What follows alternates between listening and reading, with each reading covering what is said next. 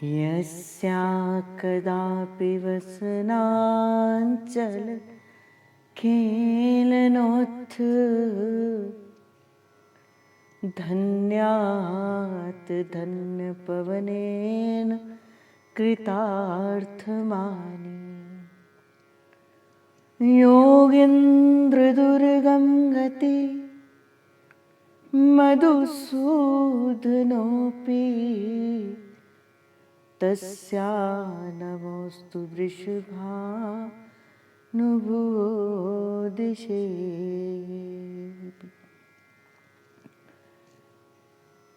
आचार्य चरण की कृपा से और सर्वप्रथम अपने गुरुदेव सरकार की पावन कृपा से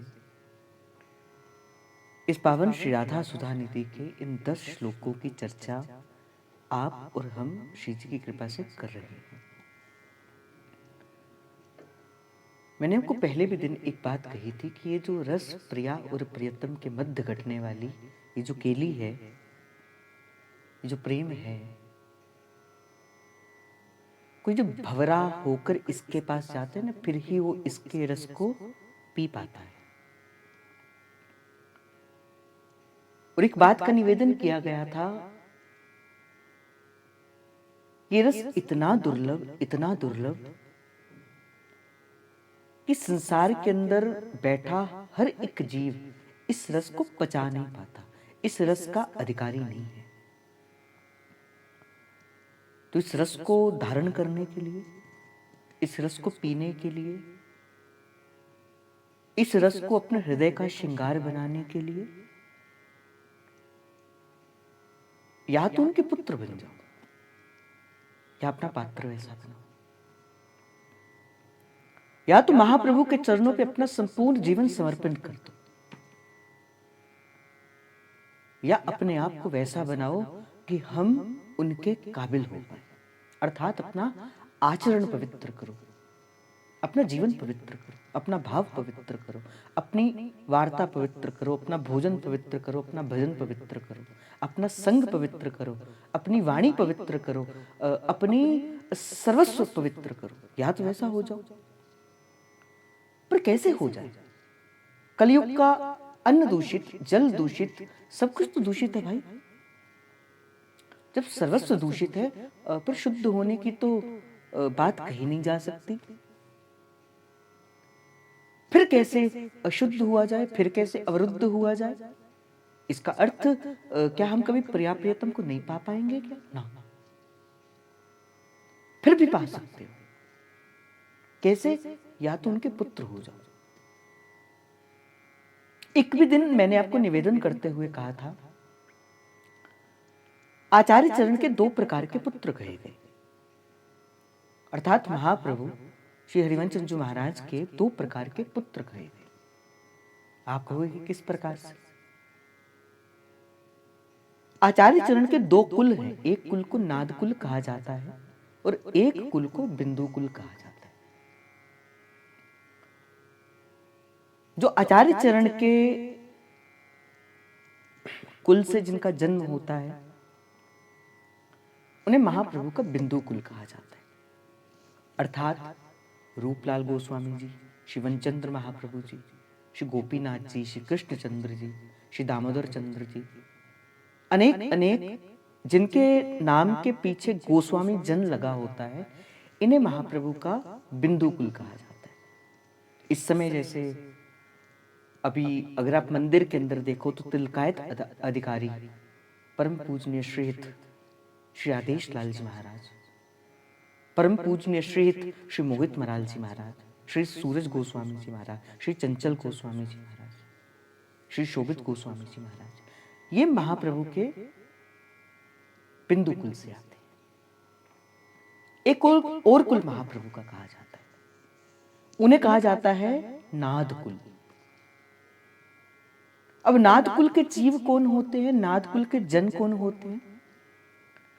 जिनकी दीक्षा अर्थात जिनकी शरणागति महाप्रभु के इस कुल के अंदर होती, अर्थात जो महाप्रभु के नाम मंत्र के द्वारा शरणागत होते हैं, इन्हें महाप्रभु का बिंदु कुल कहा जाता है। जिस प्रकार उदाहरण के स्वरूप के अंदर श्री सेवकजू महाराज, श्री चतुर्वेद दास जी, श्री सुंदर दास जी, आज के समय के अंदर कहें हमारे जय जय हमारे बाबा पूज्य श्री पुरुषोत्तम दास जी, पूज्य श्री गुरांगी दास जी महाराज, तो ये जो लाडली शरण दास जी महाराज, पूज्य श्री किशोरी शरण अली जी महाराज, तो ये महाप्रभु के बिंदु कुल के अंदर आते। अर्थात जब आपका जन्म, देखो दो प्रकार के एक साधक के जन्म होते। एक तो वो जन्म जो जन्म उसे माता ने दिया, माता के गर्भ में आने से उसका जन्म हुआ, एक तो वो जन्म कहा गया। और एक दूसरा जन्म कहा गया जब गुरु ने उसे प्रभु के आगे समर्पित कर दिया, उसे दूसरा जन्म कहा गया। और जिस दिन आपका दूसरा जन्म होता है, अर्थात जिस दिन आपकी शरणागति होती है, अर्थात जिस दिन आपके दीक्षा संस्कार होता है, क्योंकि जब व्यक्ति गर्भ में आता है तो गर्भ संस्कार होता है, गर्भाधान संस्कार उसे कहा जाता है। उसी प्रकार ही जब दीक्षा होती है उसे दीक्षा संस्कार कहा जाता है।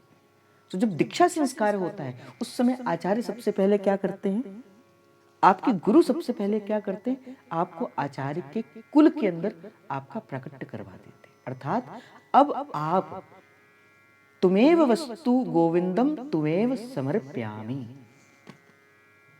जैसे आप कहोगे कैसे, जैसे आप सभी ने देखा होगा, इस बात को विचारा भी होगा, जब हम राधा वल्लभ संप्रदाय के अंदर तो नहीं होता, किंतु अगर और किसी धर्म अथवा संप्रदाय पथ के अनुसार देखा जाए तो जब ठाकुर जी को भोग लगाया जाता है उस भोग में तुलसी डाली जाती है। अब तुलसी को डालने का अर्थ क्या होता है कि प्रभु अब ये भोग आपके लिए बनने को तैयार है, आप इसे अब आरोग सकते हैं। उसी प्रकार ही गुरु जब दीक्षित कर देता है ना, जब गले में कंठी वो तुलसी की डाल देता है, उस समय गुरुदेव एक संकल्प करके अपने हृदय के अंदर बैठते हैं, गोविंदम तुमेव वस्तु गोविंदम तुमेव समर्प्यामि। ये तुम्हारी वस्तु थी गोविंद, ये जो जीव था ये तुम्हारा था, ये जो सहचरी थी ये तुम्हारी थी प्रभु, ये तुम्हारी थी। आज मैं इसे पुनः तुम्हारे चरणों पे समर्पित करता हूं। तुमेव वस्तु गोविंदम तुमेव समर्प्यामि। तो जो गले की जो कंठी है, ये जो गले के अंदर हम कंठी ये धारण करते हैं, प्रभु को अर्पित हो गए हैं हम। अब हमारे जीवन का कोई संकल्प अथवा विकल्प नहीं है। अब हमें गुरु ने आचार्य को समर्पित कर दिया, यही जीवन का सार है। इसी के द्वारा ही ये भाव चलता है।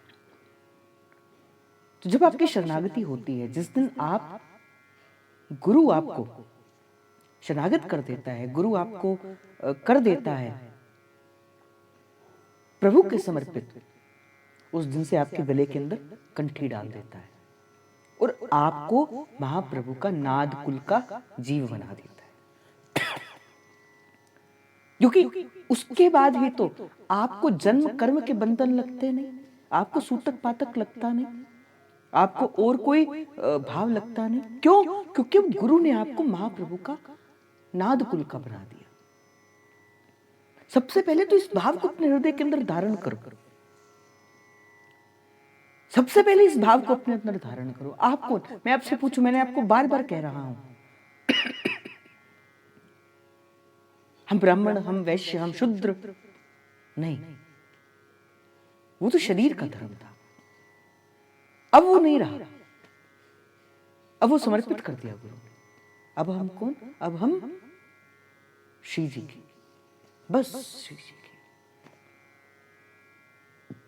सबसे पहले इसे किसी भी व्यक्ति को जानने से पहले ना उसे माना जाता है। आप सभी सबसे पहले स्कूल पढ़ते होंगे, आपको अध्यापक ने कहा क ख ग, और क का आकार ऐसा है, ख का आकार ऐसा है, ग का आकार ऐसा और घ का आकार ऐसा है। आपने पूछा नहीं, अपने अध्यापक से इस बात का पूछा नहीं क ही क्यों है, क ख क्यों नहीं है, क्या हम ख को क कह सकते? आपने पहले माना ये जो आकार है ये क का है, ये जो आकार है वो ख का है, ये आकार 1 का है, ये आकार 2 का है, ये आकार 0 का है, ये आकार 3 का है, ये आकार 4 का है। उसी प्रकार ही सबसे पहले इस बात को आपको मानना पड़ेगा। मानो पहले इस बात को, आप किसके हो? आप गुरुदेव भगवान के हो। आप किसके हो? आप महाप्रभु के हो। जिस दिन बात मान जाओगे उस दिन ये भाव जान भी जाओगे। और भाई आदि यात्रा तो आपकी उसी दिन ही हो जाती है जिस दिन आप ये भाव अपने हृदय के अंदर धारण करते हैं, मैं हूं श्री हरिवंश का, मेरे श्री हरिवंश। जिस दिन आप इस भाव को अपने हृदय के अंदर धारण कर देते हैं, जिस दिन ये भाव आपके हृदय का श्रृंगार बन जाता है, तो मैं कह रहा था ये जो सुकोमल सा भाव है ना, ये जो प्रिय प्यारी के बद्ध घटने वाली, वो जो दिव्य खेली, वो जो रास खेली, भाई ये तो उसका पुत्र बनकर ही हुई जाती है। कोई अधिकारी जीव होता है जो इस भाव को धारण करता है कि यस्या कदापि वसनांचल खेलनुत्थ। देखो क्या श्याम सुंदर की गति रही होगी, क्या प्रेम श्री ठाकुर जी का श्री प्रिया जी के चरणों के प्रति समर्पण रहा होगा। विचार करो इसी पंक्ति का, यस्या कदापि वसनांचल खेलनुत्थ। मुझे लगता है कि ये पंक्ति ही हमें रस के अंदर डुबोने के लिए पर्याप्त है। आपको रस मिलता नहीं, क्यों? क्योंकि आपने विचार किया नहीं। क्या श्याम सुंदर का भाव, क्या उनका प्रेम रहा होगा प्रियतम के प्रति। ये नहीं कहा कि मुझे मिलन का सुख चाहिए, ये नहीं कहा कि मैंने श्री जी के मुख चकोर के दर्शनों को किया और मैं अपने आप को धन्य कहता हूं। ना ना ना, अभी तक ठाकुर जी ने कुछ ऐसी बात नहीं करी। और महाप्रभु की ना एक शैली बहुत प्यारी है। महाप्रभु की जो लेखनी है ना, जो महाप्रभु का जो ये काव्य रचना है, महाप्रभु की काव्य रचना बड़ी विचित्र है। ठाकुर जी की बात करते हुए महाप्रभु की काव्य रचना कैसी है, श्री राधा सुधा निधि बात करेंगे ठाकुर जी की पर प्रशंसा करेंगे श्री जी की, क्योंकि मूल में तो प्रेम श्री जी से है ना। बात करेंगे ठाकुर जी की, प्रशंसा करेंगे श्री जी की। अब कहोगे कैसे? इसी पंक्ति के अंदर ही अगर मैं इसको थोड़ा और इसको खोलकर बताऊं आपको, ठाकुर जी कहते हैं पहली पंक्ति के अंदर ये बोलन महाप्रभु की नहीं है, ये बोलन ठाकुर जी की। ठाकुर जी कहते हैं, श्री राधा वल्लभ लाल जी रसिक बिहारी लाल कहते हैं, यस्या कदापि वसनांचल खेलनोत्थ। यस्या अर्थात जब जब, यस्या कदापि, जब प्रियाजू कभी क्रीड़ा करती है, कभी कोई केली करती है, कभी चलती हैं, कभी होली का उत्सव मनाती हैं, कभी कोई उत्सव है, कभी झूलन का उत्सव हो रहा है, कभी कोई क्रीड़ा हो रही है, कभी कोई रास की लीला हो रही है, कभी नृत्य की लीला हो रही है, कभी मोर कुटी की लीला हो रही है। अनेक अनेक लीला प्रिया और प्रीतम सहचरियों को सुख देने के लिए और सहचरियां प्रिया और प्रीतम को सुख देने के लिए नित्य इस नवनिवृत्त निकुंज के अंदर करती है।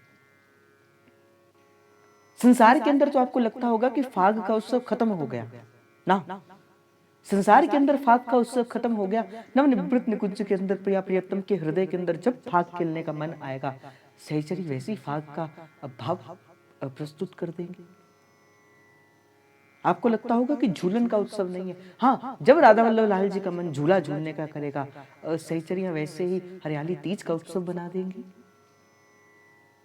तो नवनिवृत्त निकुंज के अंदर तो सभी ऋतुएं श्री जी की सहचरियां हैं। जो वृंदावन दिव्य यहाँ आपको दिखता है ना, वैसे ही एक दिव्य वृंदावन उस नवनिवृत्त निकुंज के अंदर है। यही तो वृंदावन उसकी एक मात्र एक छोटी सी परछाई है। ठाकुर जी कहते हैं कि देखो, यस्या जब जब कदापि कभी, जब कभी श्री जी क्रीड़ा करती हैं, श्री जी नृत्य करती हैं, श्री जी लीला करती हैं, लीला करने से जो उन्होंने अपने श्रीअंग के ऊपर जो वस्त्र धारण किए हैं, जो वसनांचल धारण किए हैं, जो वो सुंदर वो वेश प्रियाजू ने धारण किया है, जब प्रियाजू हिलती हैं, वो नृत्य की, जब महाप्रभु के तप्त थई थई थई नृत्य गति, जो नृत्य की गति प्रियाजू लेती हैं, और जब हिलता है ना, वो उनका श्रीअंग पर धारण किया हुआ वो वसनांचल, वो वस्त्र।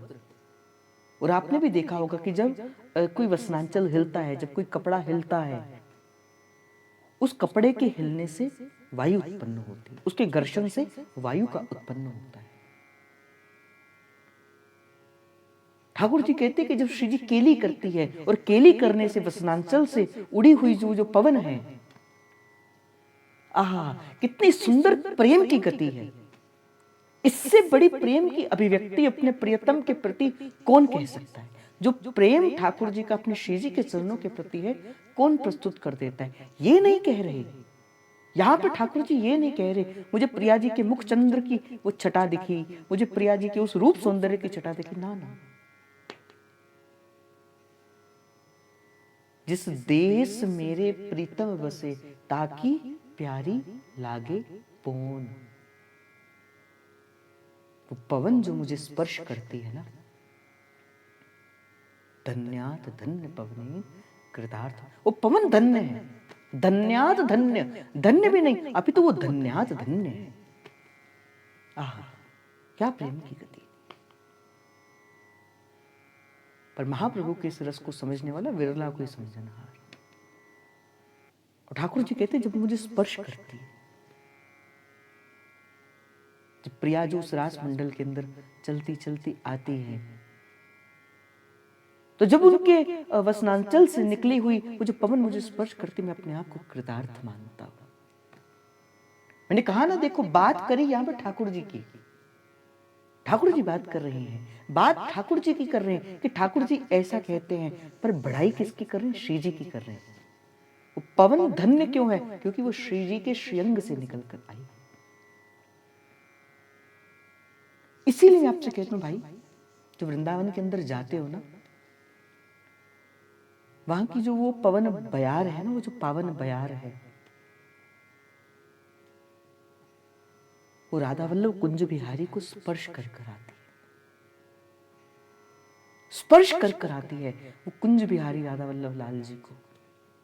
यहां की तो पवन भी प्रिया लाल का प्रसाद है, वृंदावन की तो रज भी प्रसाद है, वृंदावन की तो रेणु भी प्रसाद है, वृंदावन की तो लता भी प्रसाद है, वृंदावन की तो वो जो वहां की वो यमुना जी भी प्रसाद है, वृंदावन के तो कुंज भी प्रसाद है, और इससे भी बढ़कर आगे मैं कहूं वृंदावन की तो पवन भी प्रसाद है। ये जो श्वास के संग अंदर जाती है ना वो पवन, तो भीतर के वो जो कलुष, वो जो कलियुग के वो जो कलुष है ना, उसे निकाल देती, खींच देती है, और आपको प्रिया प्रियतम के योग्य बना देती। आपने देखा होगा जब आप वृंदावन जाते हो, सहज में मन भजन करने का लगता है, सहज में मन प्रभु को समर्पण होने का करता है, और जैसे ही वो वृंदावन की परिधि से बाहर वो मथुरा की ओर जाते हो, फिर संसार प्यारा लगता है। अर्थात कुछ ना कुछ बात तो है, वो उस अणु में, वो उस परमाणु में, वो वृंदावन की वो जो पवन में कोई ना कोई बात तो है।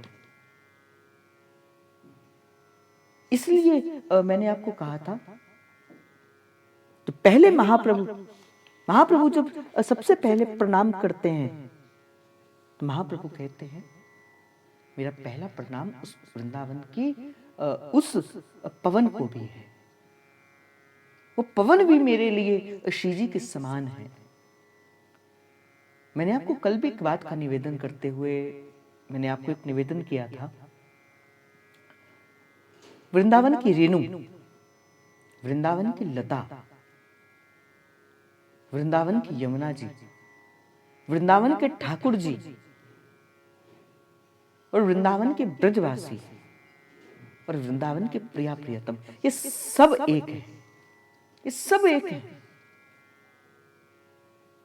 जो प्रेम आपका प्रिया प्रियतम के प्रति है ना, जो वस्तु आपको प्रिया प्रियतम दे सकते हैं, वो वस्तु आपको ब्रज की लताएं भी दे सकती है, वो वस्तु आपको ब्रज की यमुना जी भी दे सकती है, वो वस्तु आपको ब्रज की रज भी दे सकती है, पर आपको मानना पड़ेगा। मैंने कहा ना, जानने से पहले बात को मानना पड़ता है। और जिस दिन मान लोगे उस दिन जान भी लोगे, उस दिन अपनी भाव को, ये भाव का देश है भाई, यहाँ बुद्धि नहीं चलती। बुद्धि के स्वामी तो मां सरस्वती है, हृदय के स्वामी प्रिया प्रियतम है। बुद्धि के स्वामी तो ब्रह्मदेव है, बुद्धि तो ब्रह्म ने बनाई है, ब्रह्मा ने बनाई है,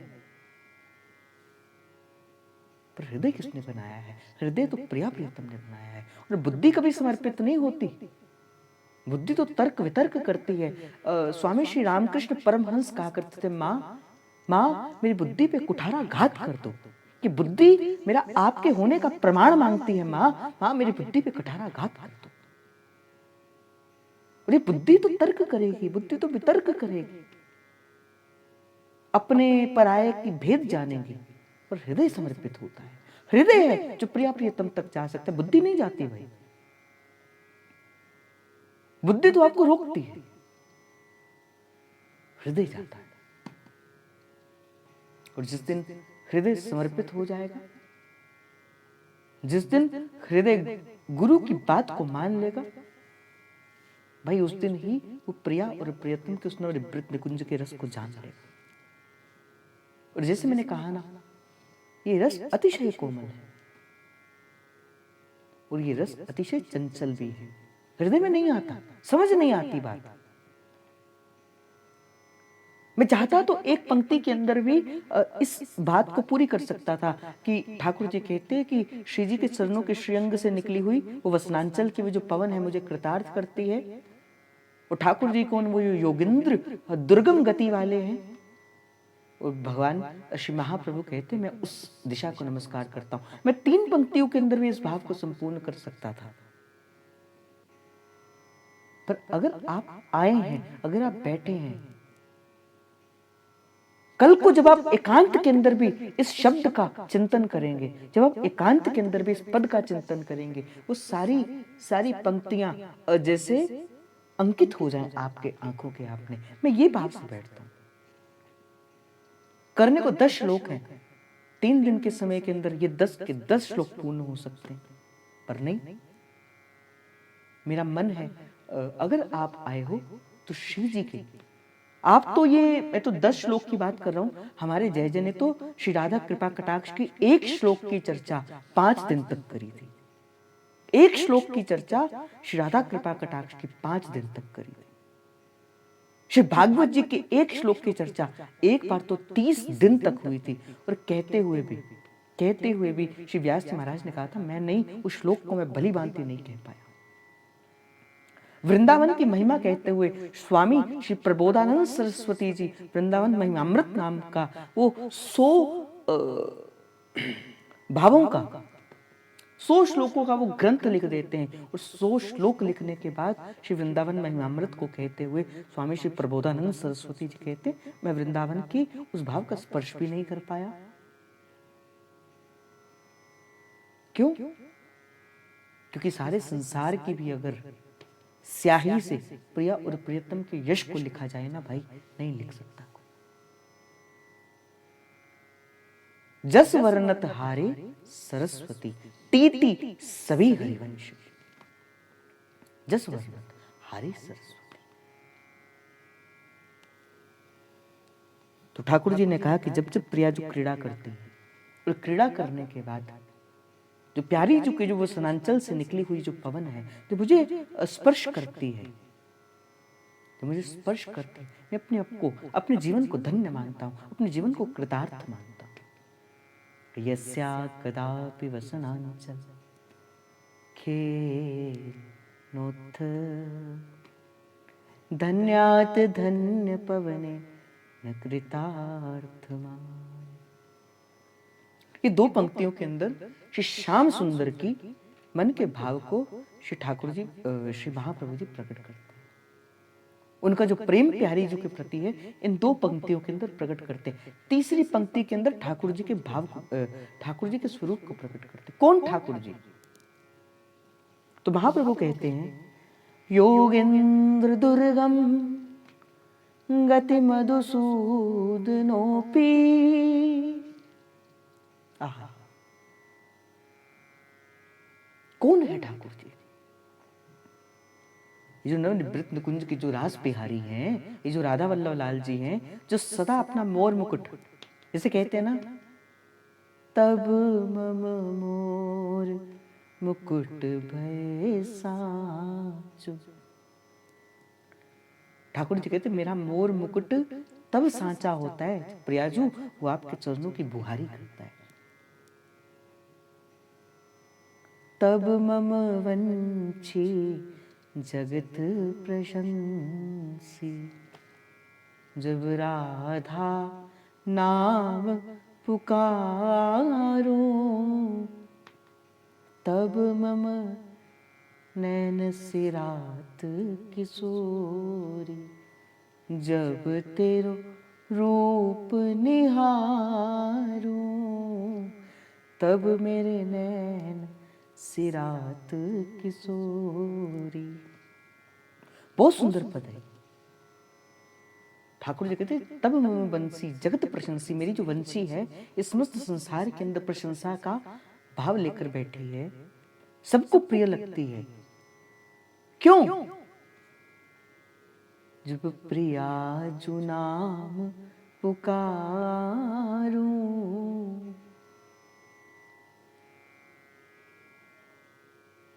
जब कोई प्रियाजू का नाम लेता है ना, जब कोई राधा नाम लेता है, तब ठाकुर जी उसके पीछे पीछे चलते हैं।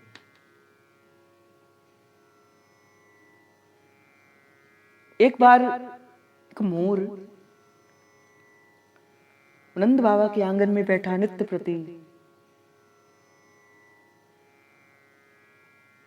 ठाकुर जी का नाम स्मरण करता है। कृष्ण गोविंद गोविंद गोपाल नंद लाल, कृष्ण गोविंद गोविंद श्री गोपाल नंद लाल, कृष्ण गोविंद गोविंद गोपाल नंद लाल, कृष्ण गोविंद गोविंद श्री गोपाल नंद लाल। नित्य प्रति उसका ये नियम था, आता वो नंद बाबा के आंगन के अंदर वो मोर और नित्य प्रति कृष्ण गोविंद गोविंद गोपाल नंद लाल, कृष्ण गोविंद गोविंद हे गोपाल नंद लाल। कभी ठाकुर जी ने नहीं देखा, कभी नहीं देखा। किसी ने कहा बोले ठाकुर तो ऐसे ही हैं, निष्ठुर हैं, नहीं सुनते किसी की। बोले क्या करूं? बोले चल चल कहां? बरसाने वाली के पास जा, वो महल के पास जाना। अब एक ही पंक्ति उसे आती थी। अब गया महल के पास, वो जो मोर था और महल के द्वार के बाहर जाकर क्या कहता है?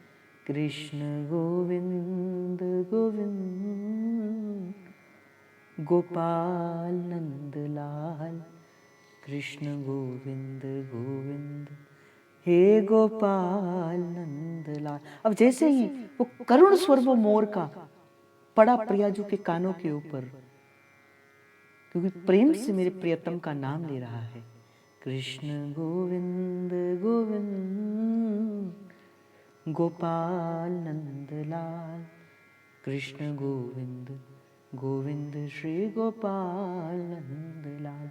प्रियाजू महल से आ गया और मोर को अपनी गोद पर बिठाकर कहती, हे मोर देख तो कितना सुंदर गा रहा है, एक बार मोर को और गा के सुना।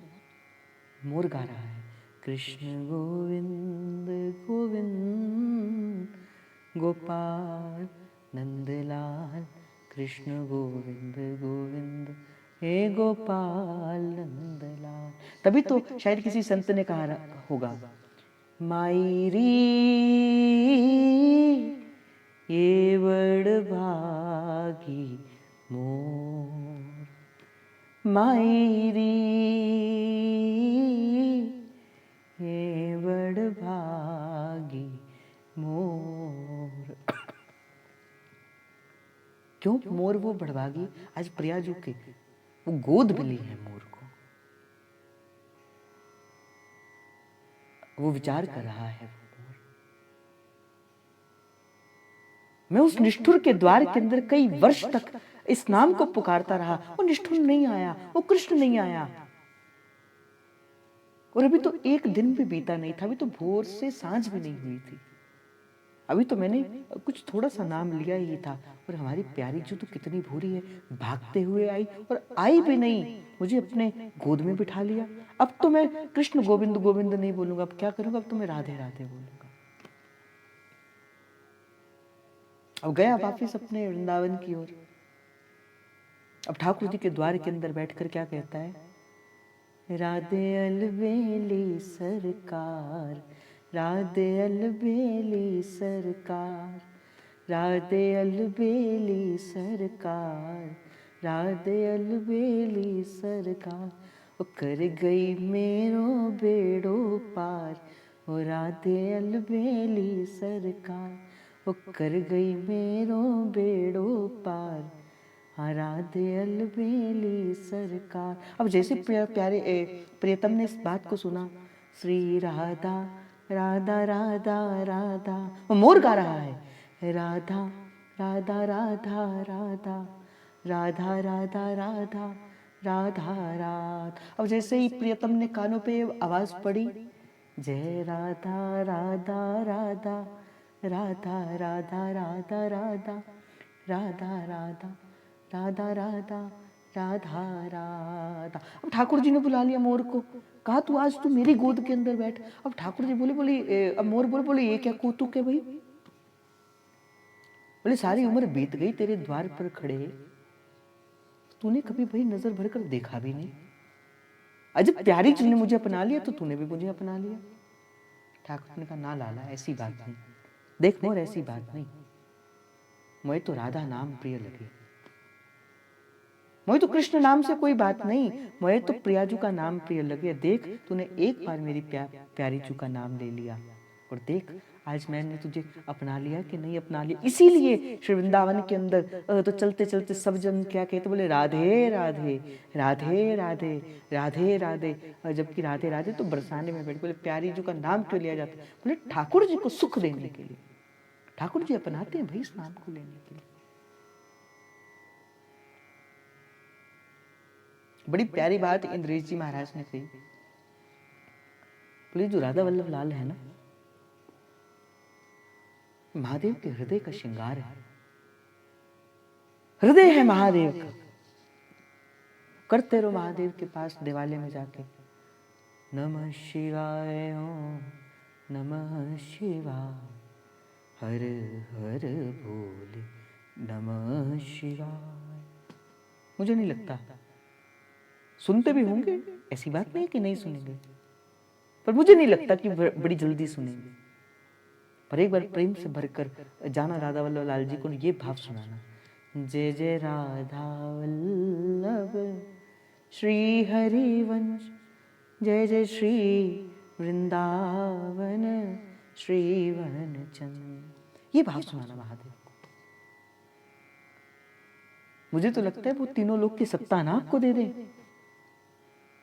जब कोई मुझसे कहता ना, बोले क्या करूं क्या करूं क्या करूं, मुझे वृंदावन जाना है, क्या करूं कैसे करूं, मैं कहता भाई महादेव के पास जाकर उनको राधा कृपा कटाक्ष सुनाया करो।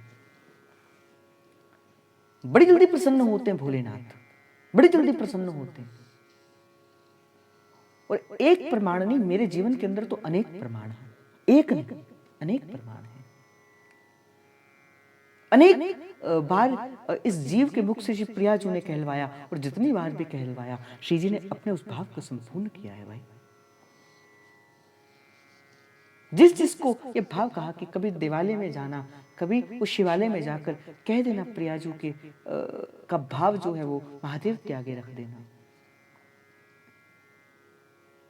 महादेव के अपने श्रीमुख वाक्य भाई, उमा कहूँ मैं अनुभव अपना, सत हरि भजन जगत सब सपना।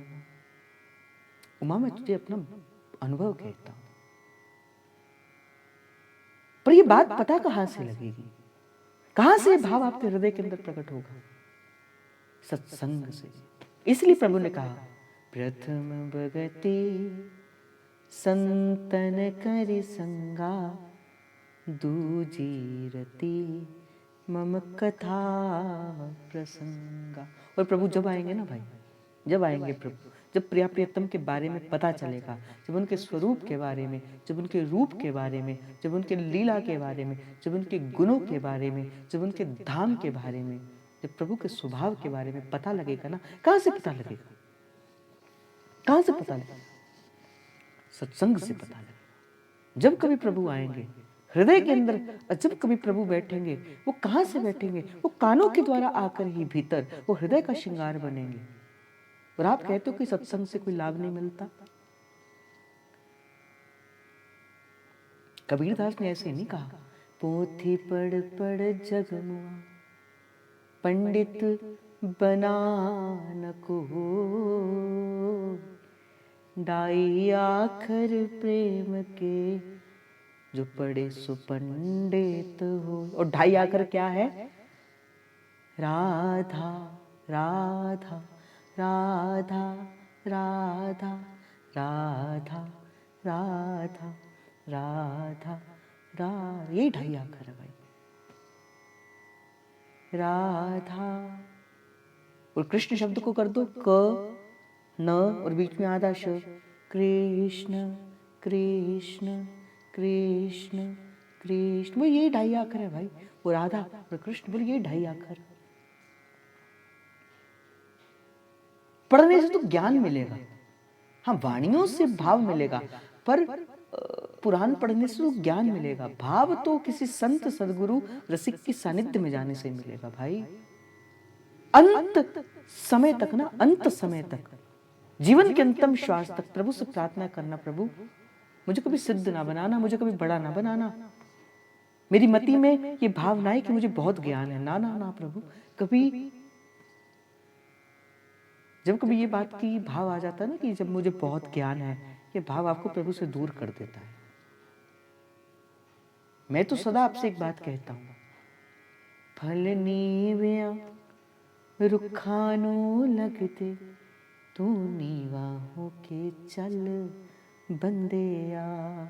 छोटा होकर चलो। जिस दिन छोटे हो जाओगे ना, जिस दिन छोटे हो जाएंगे प्रभु आपको पास बिठाएंगे। जिस दिन बड़े हो जाओगे उस दिन प्रभु आपको दूर बिठाएंगे। ये स्वभाव है प्रभु का। आचार्य की कृपा से, गुरु की कृपा से जाना है प्रभु का स्वभाव। और जिस दिन ज्ञान बढ़ जाएगा ना, उस दिन फिर भक्ति क्षीण हो जाएगी। पर जिस दिन भक्ति बढ़ जाएगी उस दिन स्वतः ही ज्ञान बढ़ जाएगा।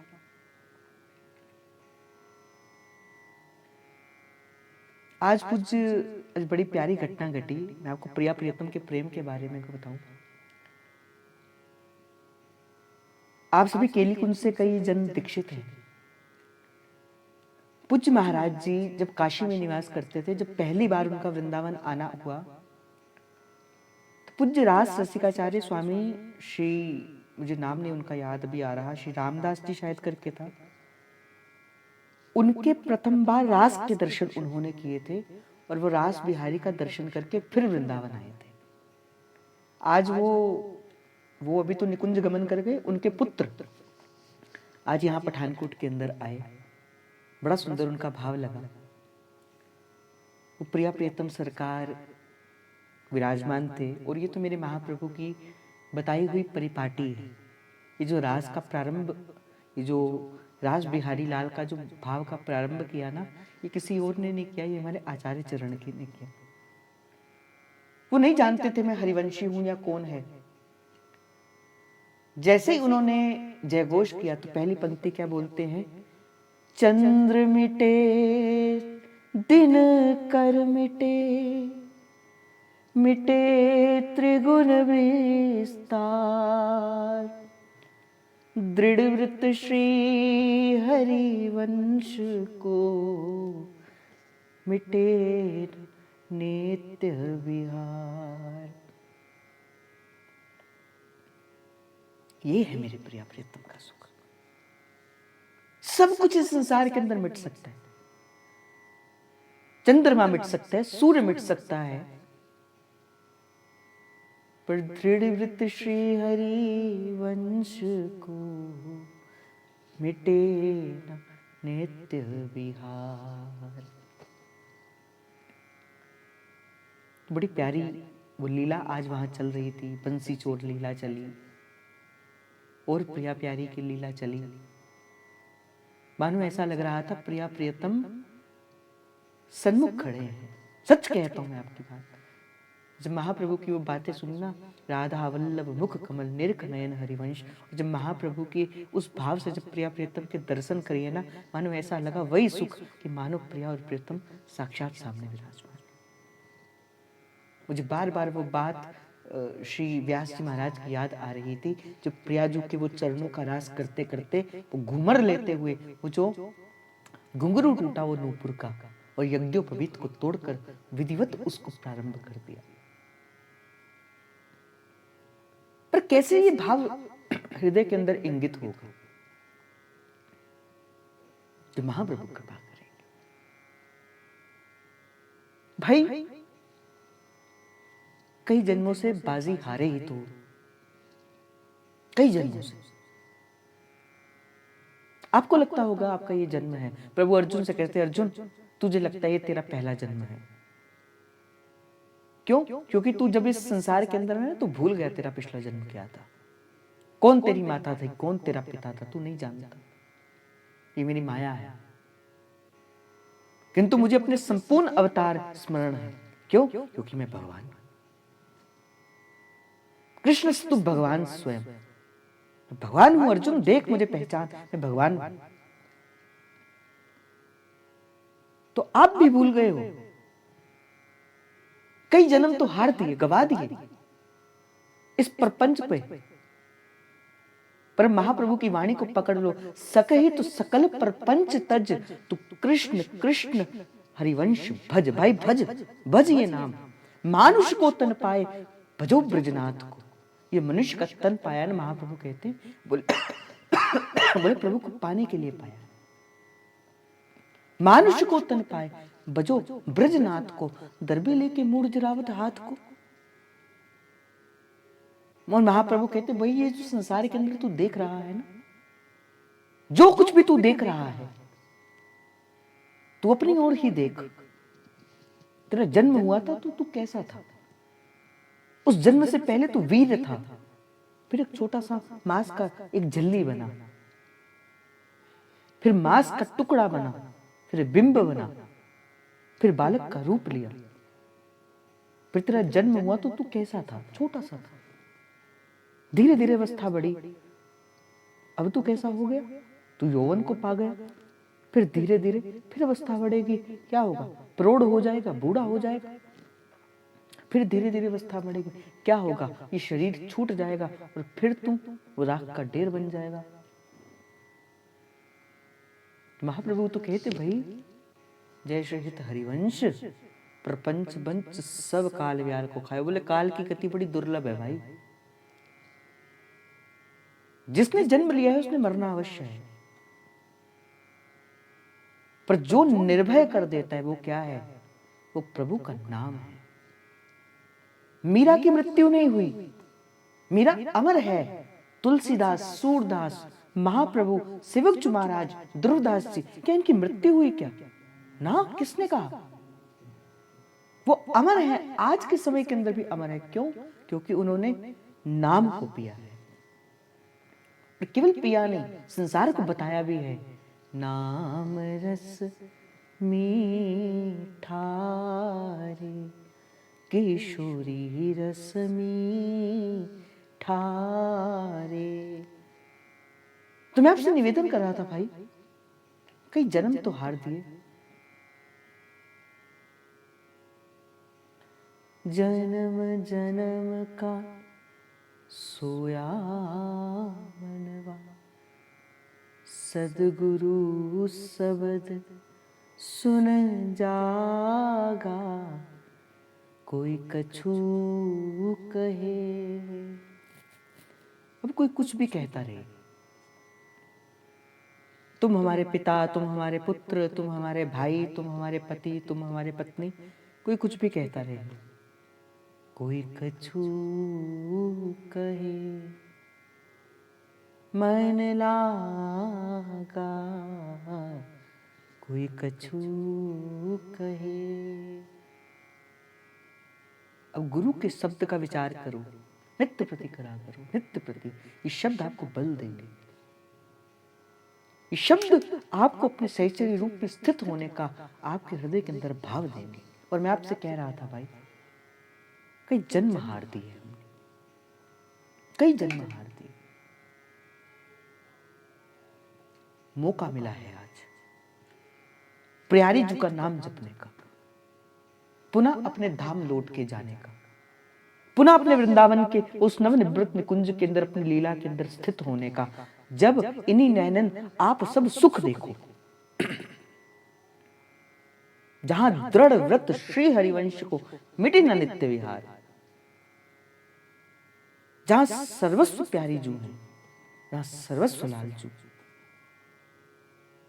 नित नित लीला नित नित रास, जिस गावत हरिवंश विलास, श्री हरिवंश ही गाइए। जहां नित्य लीला है, जहां नित्य प्रिया प्रियतम है। तो एक बार तो मैं कहता हूं, अपने संपूर्ण जीवन की बाजी लगा दो श्री के साथ। अभी प्रपंच के अंदर है ना, अभी सभी को गुरु बनना है, सभी को ज्ञानी बनना है, संसार को अपना वर्चस्व दिखाना है। भाई मैं कौन हूं, मुझे 10 जन जाने, और उनमें सबसे बड़ी गति मेरी, मैं भी ऐसा। पर कोई सुख नहीं है भाई इसमें। अगर मैं कहूं ना, संसार का सबसे बड़ा दुख क्या है, संसार की प्रशंसा ही सबसे बड़ा दुख है। आप कहोगे कैसे? आज आप मुझे बड़ा कहो, भैया आप ऐसे, भैया वैसे, भैया आप वैसे, मैं आपके घर जाऊं, अब मुझे सुंदर सुंदर खाने के लिए भी व्यंजन भी दो, ये भी करो, आदर भी करो, और मुझे इसकी आदत पड़ जाए, और फिर एक दिन जब मैं बार बार आपके घर आऊं तो फिर आप मुझसे पूछो भी मत, वो वैसा आदर दो भी ना। तो मुझे तो प्रशंसा की आदत पड़ गई थी, अब आपने मुझे दिया नहीं तो मुझे तो दुख लगेगा। तो संसार की जो प्रशंसा है ना, ये दुख का तो मूल है।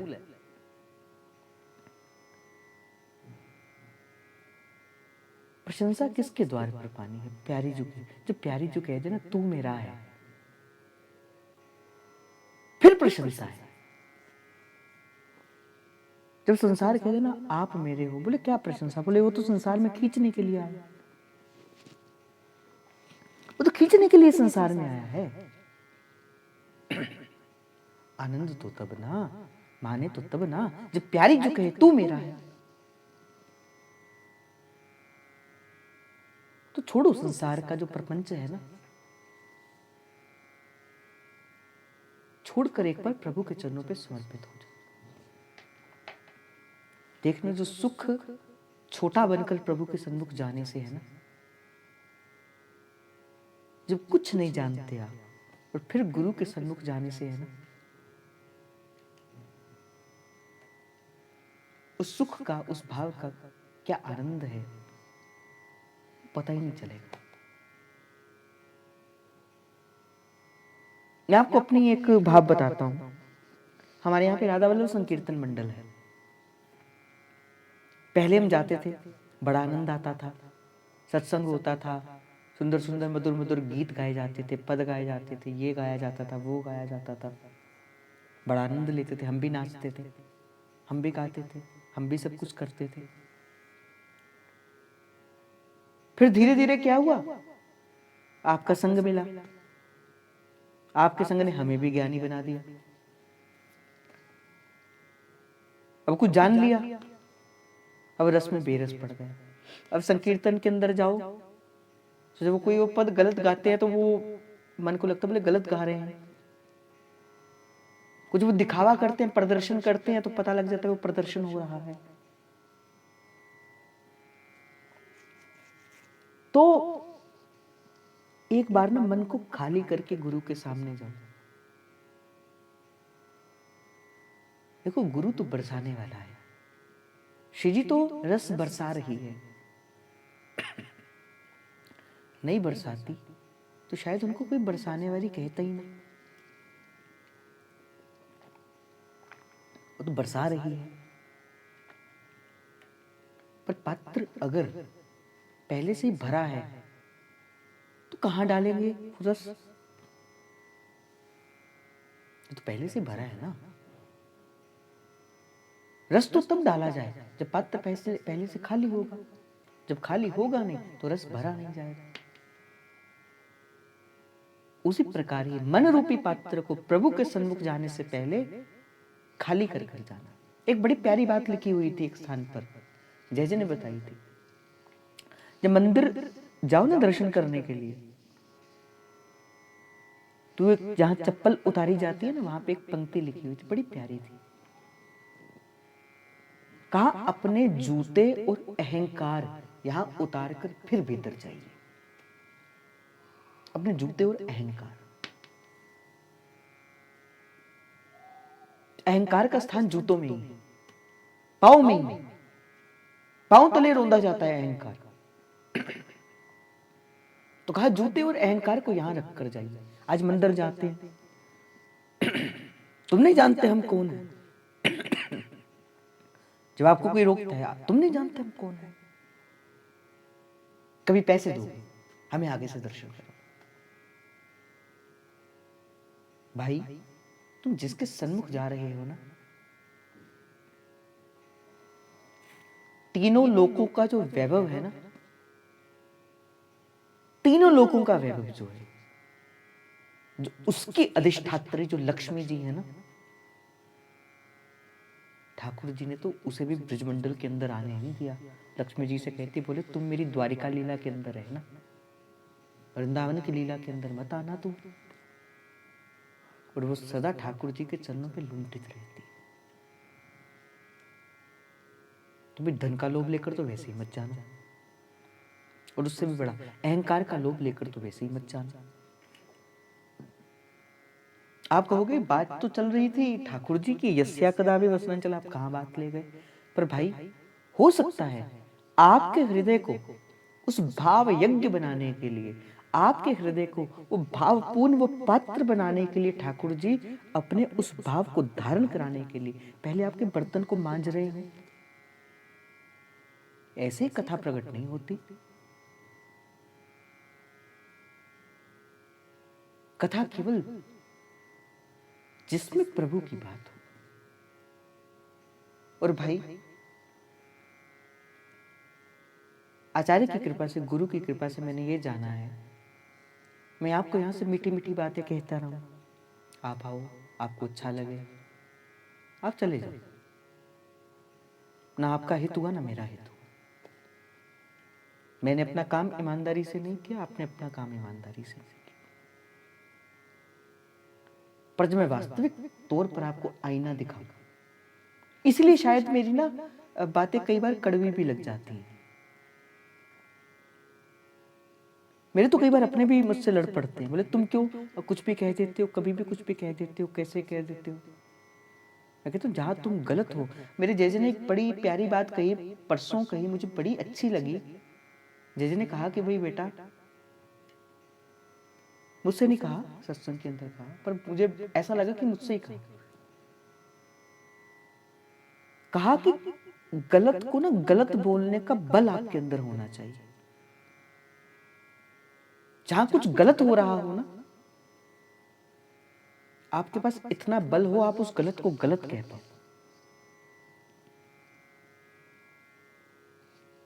और मैं आपकी नजरों पे अच्छा बन के लिए कह दूं, मिलेगा नहीं नहीं आप जो कर रहे हैं वो बहुत अच्छा है, आप जो कर रहे हैं वो बहुत अच्छा है, नहीं नहीं नहीं आप जैसा तो कोई है ही नहीं, आपका भाव तो कोई है ही नहीं, नहीं नहीं है अभी आप में,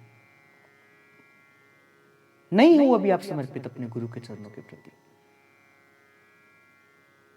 होते तो सत्संग सुनने से पहले कोई आ रहा है, कोई जा रहा है, नहीं है समर्पण अभी आपका।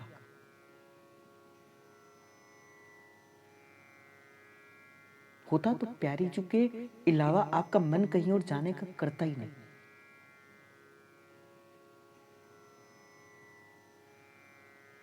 मन क्यों संसार के अंदर जाए?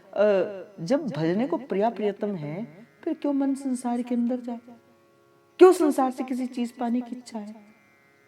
क्यों संसार से प्रशंसा पाने की इच्छा है? मैं कहता हूं भाई, अगर आपके मन में सूक्ष्म रूप से भी संसार की प्रशंसा पाने की इच्छा थोड़ी सी भी शेष है ना, वो दर्शन नहीं है, वो प्रदर्शन है।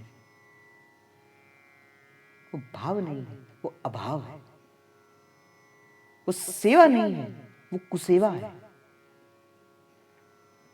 प्यारी जो कभी स्वीकार नहीं करेगी।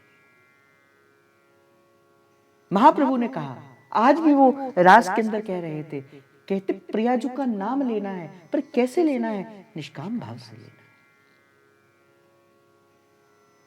प्यारी जो कुछ नहीं चाहिए, कुछ नहीं चाहिए,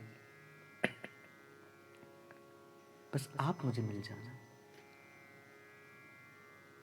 मैं नहीं चाहती, मैं नहीं चाहता ये संसार मुझे जाने,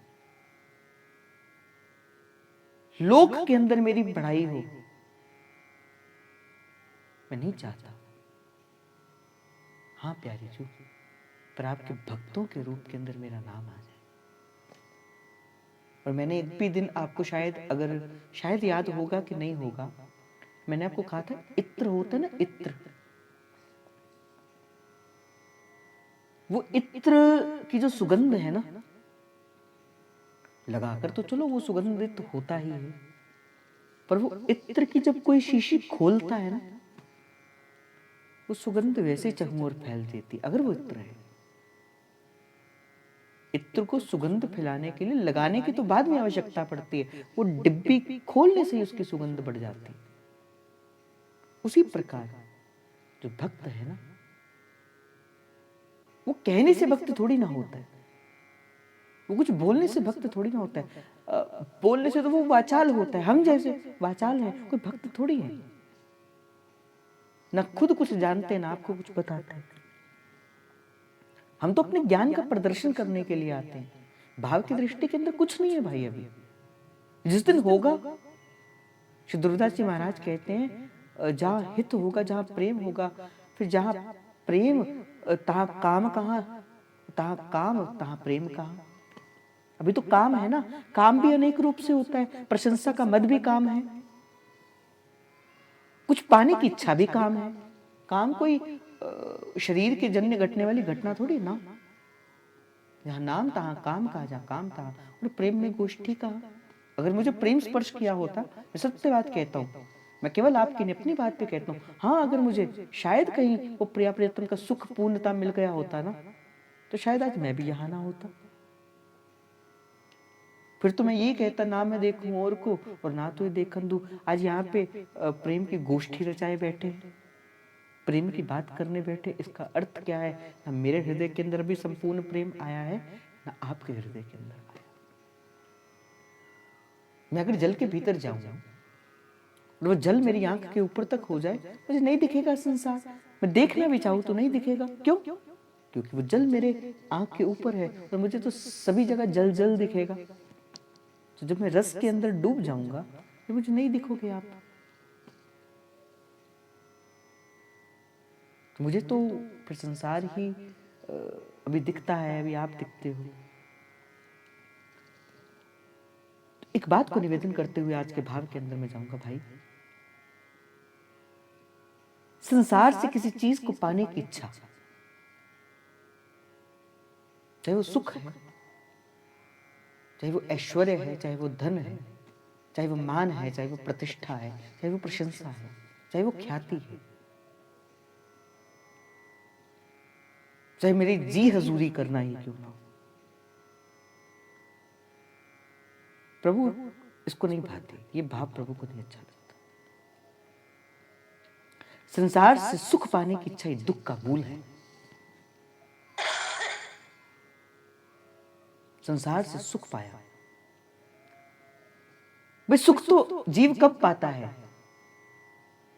जो वो रहमत करता है। फिर कोई संत प्रेम से भरकर कहता है, सुख पाया, सुख पाया, रहमत तेरी सुख पाया। और ये सुख कब पाया जाता है? कब? जब जीव अंदर से कहते सुख पाया, जब मेहरबान, मेहरबान साहिब मेरा मेहरबान, अनबोलत मेरी बिरथा जानी, अपना नाम जपाया, सुख पाया, सुख पाया, रहमत तेरी सुख पाया। इसलिए मैं आपसे कहता हूं भाई, जीवन रेत की भांति हाथ से फिसल रहा है और कई जन्म फिसल भी गए। फिर मां की गर्भ में आए, फिर जीवन का निर्वाह किया, फिर कर्म बंधन के भाव में फंसे, फिर शरीर ने, आत्मा ने शरीर को छोड़ा, ये शरीर फिर मिट्टी बना, फिर कर्म के अनुसार स्वर्ग नरक मिला, फिर मां के गर्भ में आना हुआ। ये चक्र चलता गया।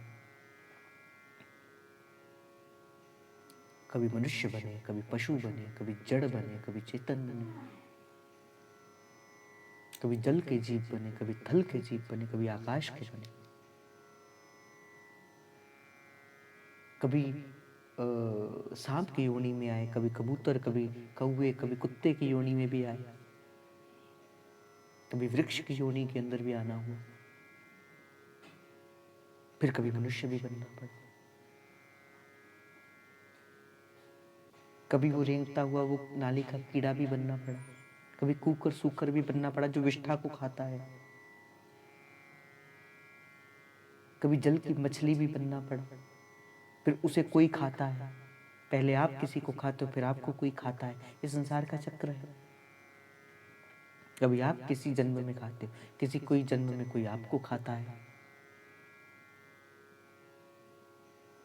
तो ये तो संसार का चक्र है। प्रारब्ध के अनुसार उसे वैसा शरीर मिलता है। पर भाई, मिला जीवन, एक तो मनुष्य का जीवन मिला।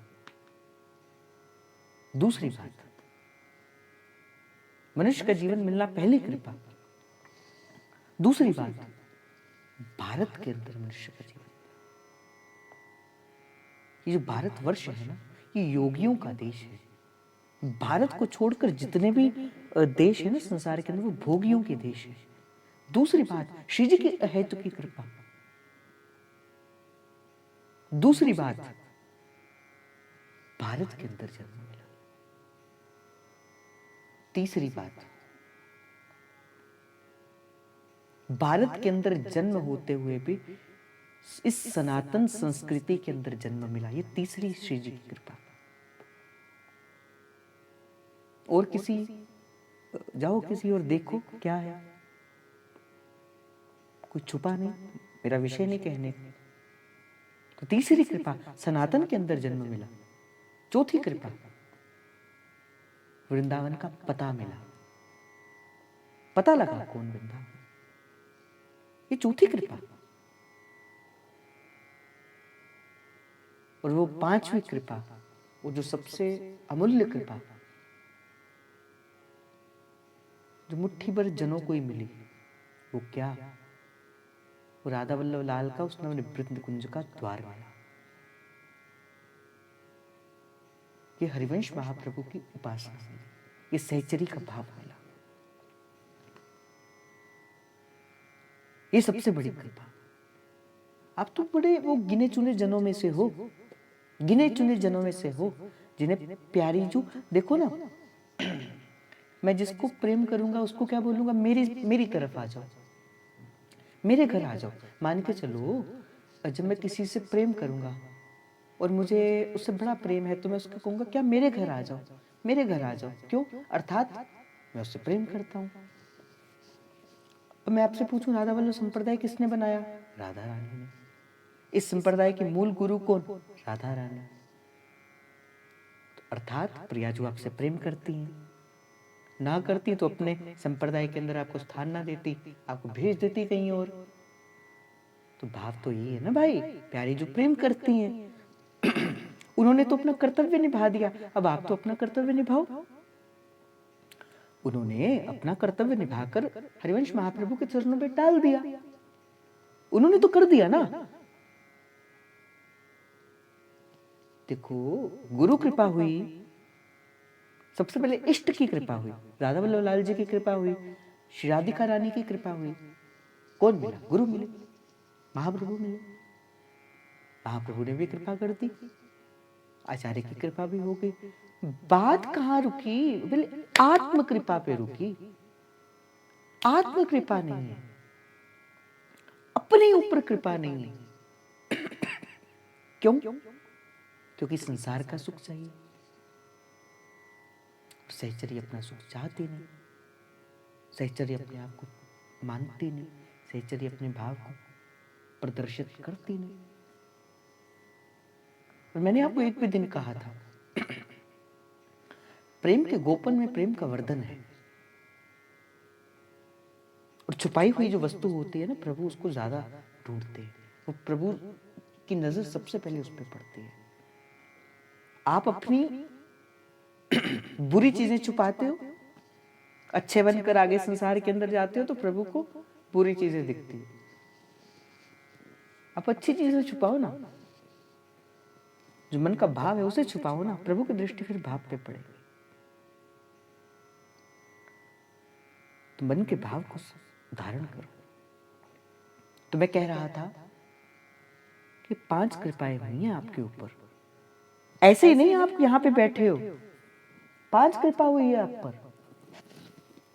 मनुष्य का जन्म मिला, भारत के अंदर मिला, फिर सनातन संस्कृति के अंदर मिला, फिर वृंदावन का पता मिला, फिर हरिवंश महाप्रभु राधा वल्लभ लाल जी का पता मिल गया। भाई कुछ छोटे मोटे जीव हो आप। आज इस बात का विचार करना, मैं आपको सूत्र देकर जा रहा हूं, इस बात के विचार के साथ याद सोना।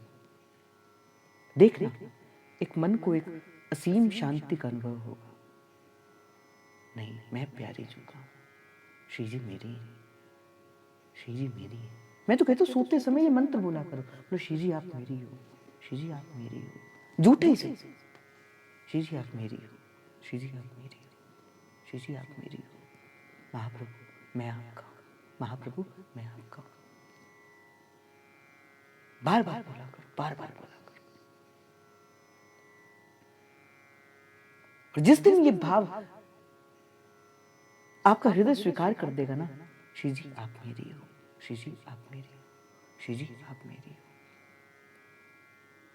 जिस दिन ये भाव आपका हृदय स्वीकार कर देगा, भाई मैंने तो आपको अनेकों बार श्री जी की लीलाओं को सुनाया है। श्री जी चरणों पे लगी रज को नहीं छोड़ती, आप तो फिर देहधारी मनुष्य हो, श्री जी आपको कैसे छोड़ देंगी? श्री जी तो कोई झूठा, वो किशोरी शरण जी ने तो झूठी झूठी पत्नी को किशोरी किशोरी करते हुए कहा, तो श्री जी ने तो उसको भी अपना लिया।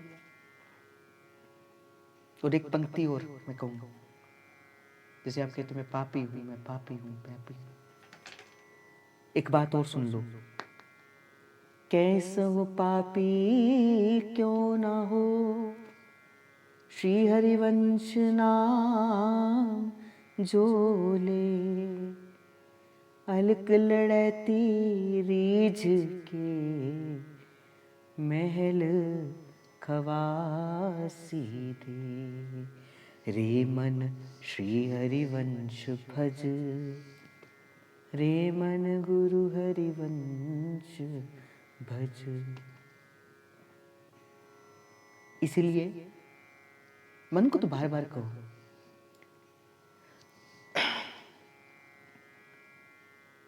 भज हरिवंश, जप हरिवंश, श्री हरिवंश सुनाम रे। जप हरिवंश, भज हरिवंश, श्री हरिवंश सुनाम रे। तो आज आपके श्री चरणों पे क्षमा, आज मैं थोड़ा सा लेट हो गया। तो आज का भाव श्री जी के चरणों में समर्पित। मुझे तो लगता था कि मैं आज का भाव, पहले जो भाव है, जो पहला श्लोक है, इसे विश्राम की ओर ले जाऊंगा, पर शायद श्री जी नहीं चाहती थी। श्री जी आपसे कुछ और कहलवाना चाहती थी। श्री जी आपको एक भरोसा दिलवाना चाहती थी कि तू जीव, मैं तेरा हूँ, तू मेरी है। श्री जी आपको ये संदेश देना चाहती थी। शायद इसी वजह से श्री जी ने आगे बढ़ने ही नहीं दिया।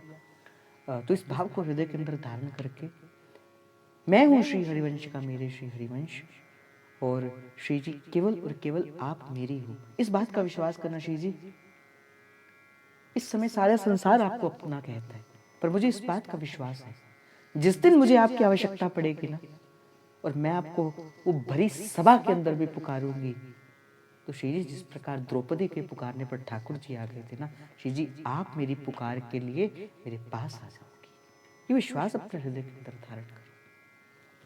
कल पुनः पहले श्लोक के अंतिम 2 पंक्तियों की हम चर्चा करेंगे, और इसी के साथ ही आज का भाव श्री जी के चरणों में समर्पित। आप सभी के हृदय के अंदर बैठे मेरे प्रेम प्रभु को, हित प्रभु को, जय जय श्री हरिवंश, जय जय श्री हरिवंश, जय जय श्री हरिवंश। प्रणाम। श्री राधा वल्लभ लाल की जय।